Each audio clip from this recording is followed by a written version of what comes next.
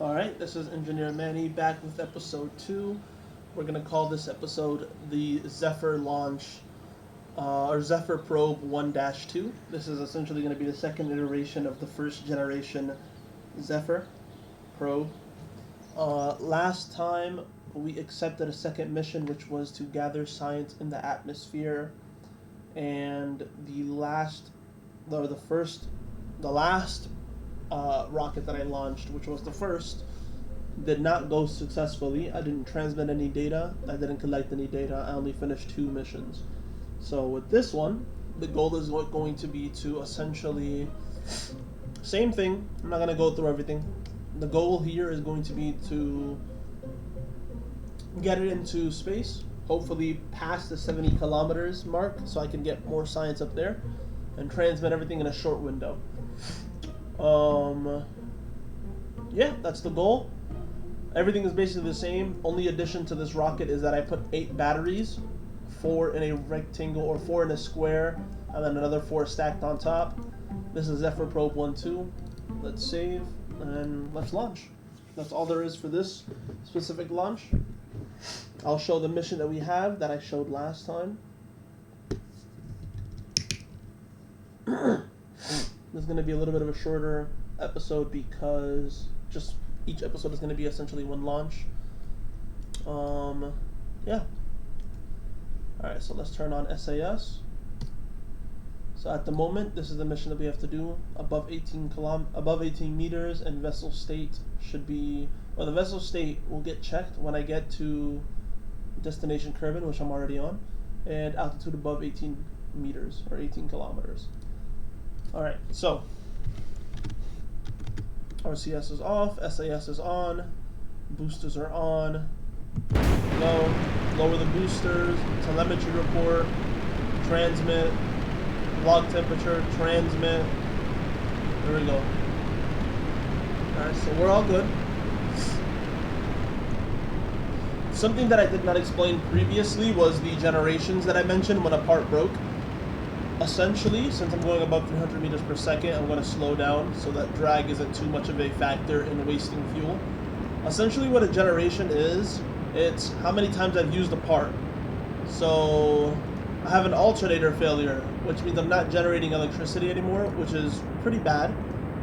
This is a generation 4 part. The lower the generation, the more often things are to fail. The only way to increase the generation is going to be... I'm not even going to make it to 70,000 actually. Wow, I did not expect that at all. But it's alright.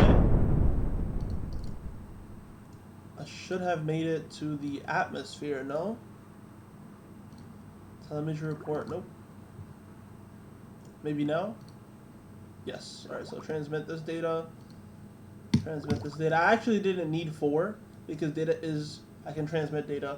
I think the reason I didn't make it to 70,000 was because I added batteries and the batteries weighted down a decent amount. I don't think I needed 4 batteries. I kind of overshot that. Or 2 layers of 4 batteries each because my electric charge barely went down. But now we're on our way back down. That was a little debrief.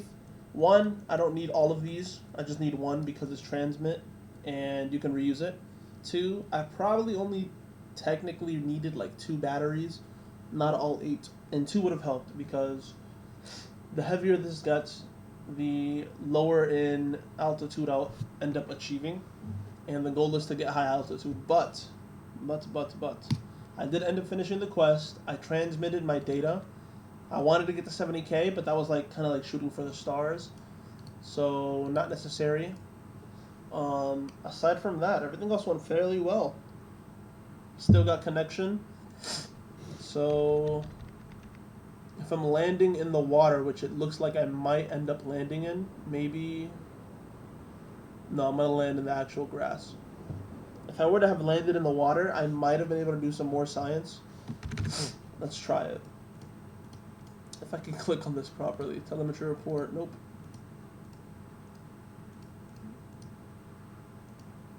I don't know if you guys can see like the little motion blur that's going on. It's a little trippy. And I can't click on this for some reason. Log temperature, yeah. So everything is good so far. This is going to crash down. Oh, something else before this does crash and before I end the video. Something else that I did want to mention is, I said it in the description of the last video, but I didn't actually mention it in the video.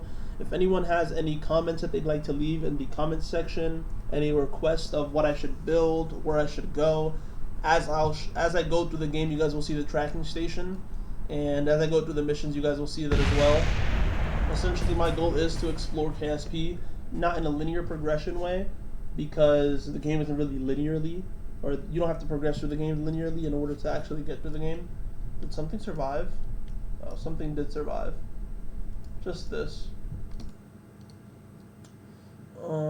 We're gonna go to the tracking station and pick that up. That'll give me a little bit of extra money, or I'll save some money off of the actual launch.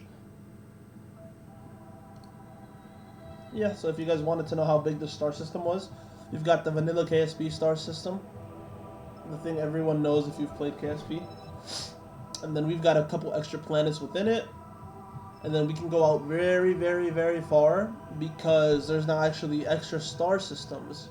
So as you can see, there's a bunch of other stuff now. All of these extra star systems that I'd like to eventually get to. All the mods required to get there are actually in the game.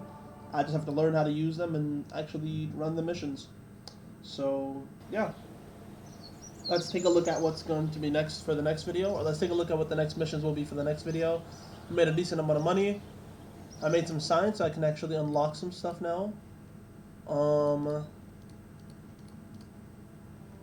one thing I want to unlock is survivability, so that I can send more stuff up. Because I don't have survivability just yet, engineering will be nice. This is going to be a nice addition. Mostly for this right here. And maybe if I fly over the water, I think for the next video, for the next episode of the documentary, I'll be able to get high enough with the parts that I actually own. I'll unlock the LVT-45. I'll also unlock the FLT-100 fuel tank.